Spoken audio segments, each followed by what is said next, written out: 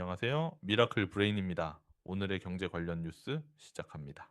드디어 주식이 부동산을 눌렀습니다. 최근 한국갤럽이 조사한 재테크 선호도 결과가 꽤 흥미로워요. 주식을 가장 유리한 재테크로 꼽은 사람이 전체의 31%였고요. 부동산은 23%에 그쳤습니다. 이게 무슨 의미냐면 국민 인식이 이제는 주식이 더 현실적인 재테크라고 생각하기 시작했다는 거죠. 이번 조사는 7월 15일부터 17일까지 전국 성인 대상으로 진행됐고요. 단순한 기분이나 체감이 아니라 통계적으로 확실한 변화가 포착된 거예요. 자, 그럼 이 흐름에서 가장 중요한 포인트, 사람들이 왜 주식을 1순위로 꼽았을까? 이게 단순히 수익률 때문만은 아니에요. 오히려 지금은 부동산 쪽 리스크가 커졌기 때문이라는 분석이 많습니다. 생각해 보세요. 부동산은 규제가 많고 세금 부담도 크고 거래도 쉽지 않잖아요. 요즘엔 대출도 꽉 막혔고 전세 사기나 깡통 전세 같은 불안 요소도 계속 터지고 있고요. 반면에 주식은 정보도 빠르고 거래도 즉시 가능하고 무엇보다 소액으로도 투자할 수 있다는 장점이 크죠. 특히 MZ 세대에겐 너무나 자연스러운 선택입니다. 실제로 이번 조사에서도 30대 이하 젊은 층일수록 주식 선호도가 높게 나왔고요. 남성보다 여성의 투자 비중 증가도 눈에 띄었어요. 예, 전문가들도 같은 말을 합니다. 이제는 투기가 아니라 건강한 마인드로 자산을 분산해서 키우는 시대라고요. 주식은 정보를 읽고 시장을 해석하며 긴 호흡으로 성장할 줄 아는 투자자에게 유리한 자산입니다. 물론 주식이라고 무조건 안전하진 않아요. 하지만 과거처럼 무조건 부동산만 외치던 시절은 지나갔고요. 이제는 누가 더 잘 분산하고 누가 더 냉정하게 분석하느냐가 중요한 시대예요. 여러분은 지금 어떤 기준으로 재테크를 선택하고 계신가요? 주식, 부동산, 아니면 둘 다? 여러분의 생각을 댓글로 공유해 주세요. 현명한 선택은 늘 나를 이해하는 데서 시작되니까요. 자, 다음 내용입니다. 미국 소비가 다시 살아나고 있습니다. 6월 미국 소매 판매가 예상을 넘었어요. 전월 대비 0.6% 상승, 월가 예상보다도 높았고 소비가 꺾인다는 우려를 딱 끊어낸 수치였습니다.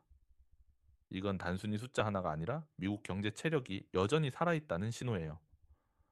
고금리 환경에서도 소비자들이 지갑을 열고 있다는 뜻이니까요. 그럼 여기서 중요한 포인트, 소비가 강하다는 건 좋은 뉴스일까요? 아니면 나쁜 뉴스일까요? 답은 상황에 따라 달라요.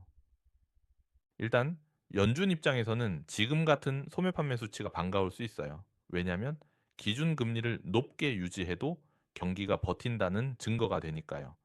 즉 금리 인하를 서두르지 않아도 된다는 논리로 연결될 수 있습니다. 반면에 투자자 입장에서는 살짝 복잡해집니다. 시장이 기대했던 건 금리 인하 쪽이었잖아요. 그런데 소비가 이렇게 나오면 연준이 더 오래 금리를 유지할 수도 있다는 시나리오가 강해지거든요. 실제로 채권 금리는 이 발표 이후 살짝 튀었고 금리 민감한 성장주는 하루 단위로 출렁였어요. 반대로 소비재나 경기 순환주는 오히려 힘을 받는 흐름이었습니다. 자, 그럼 우리는 이걸 어떻게 읽어야 할까요? 금리는 길게 갈 수 있다. 하지만 경기는 의외로 탄탄하다. 이 두 가지를 동시에 이해해야 하는 시점이에요. 그러니까 투자 전략도 단순히 금리 테마 하나만 볼 게 아니라 업종별 체력과 밸류에이션을 같이 보자는 겁니다. 이번 소매 판매 수치는 분명 시장의 긍정적인 시그널이에요. 다만 그 안에 연준의 인내도 숨어 있다는 걸 잊지 말아야겠죠. 여러분은 이번 수치를 어떻게 보셨나요? 소비가 다시 살아난 지금 금리 인하는 멀어진 걸까요? 아니면 오히려 버틸 수 있는 기회일까요? 댓글로 여러분의 시각을 공유해 주세요.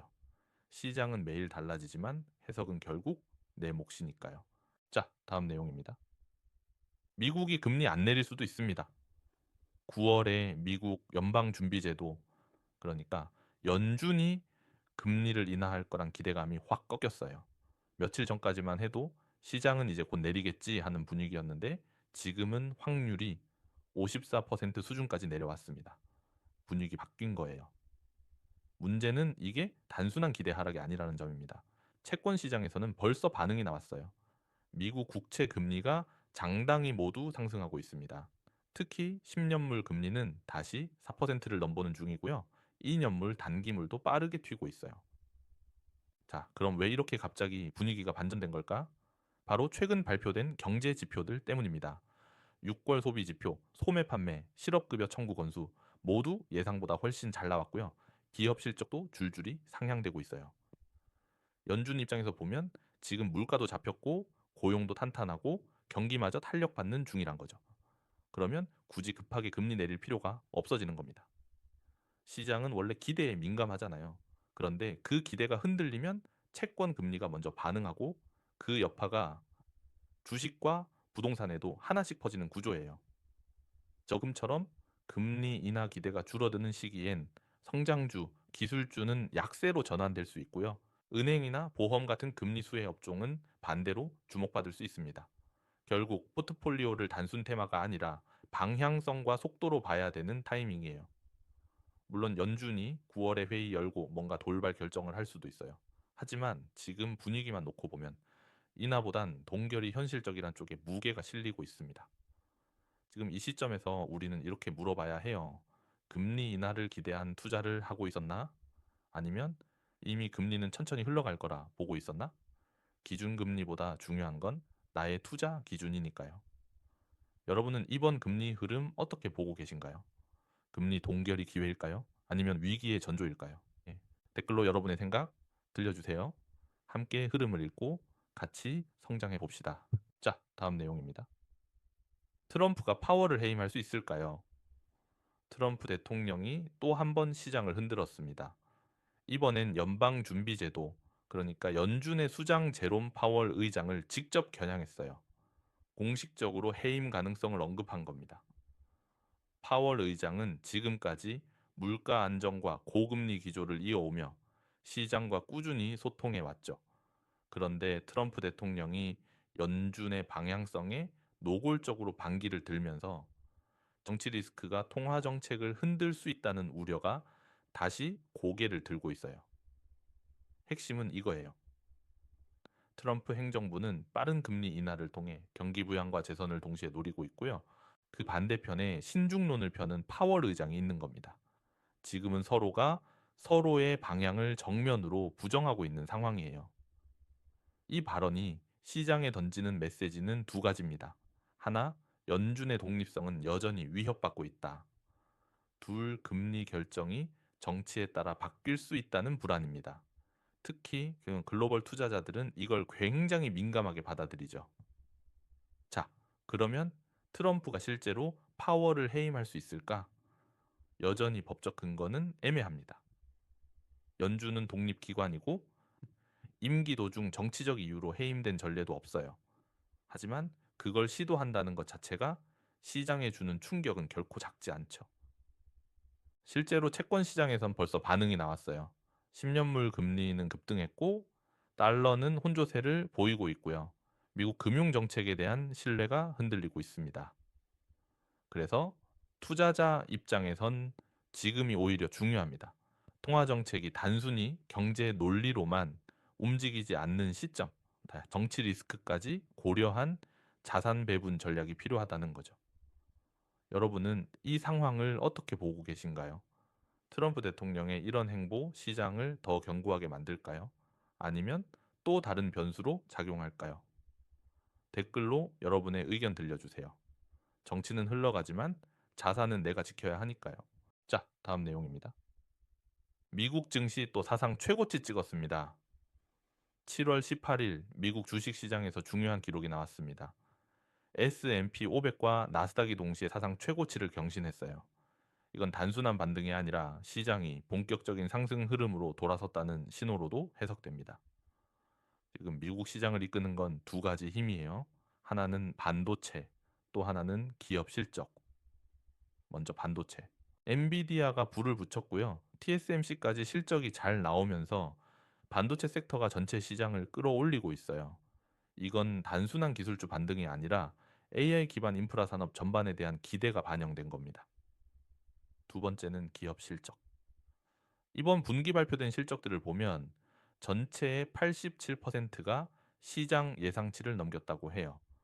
펩시코, 넷플릭스, 존슨앤드존슨 같은 전통 강자들이 흔들림 없이 실적을 보여줬고요. 소비재와 헬스케어 쪽에서도 분위기가 나쁘지 않아요.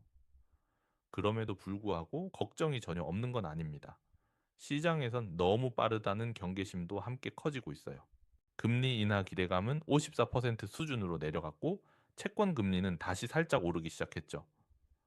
특히 이번 랠리가 소수 업종 중심이라는 점도 체크해야 해요. 반도체와 AI 관련주들이 너무 강해서 그 외 종목은 소외되는 현상이 계속되고 있거든요. 그래서 투자자 입장에선 이런 판단이 필요합니다. 이 상승 흐름에 올라타되 지나친 낙관도 경계해야 한다는 거죠.